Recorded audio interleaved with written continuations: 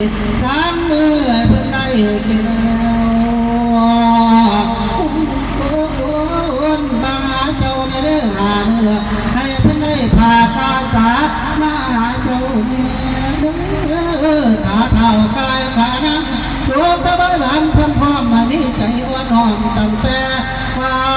เสียดู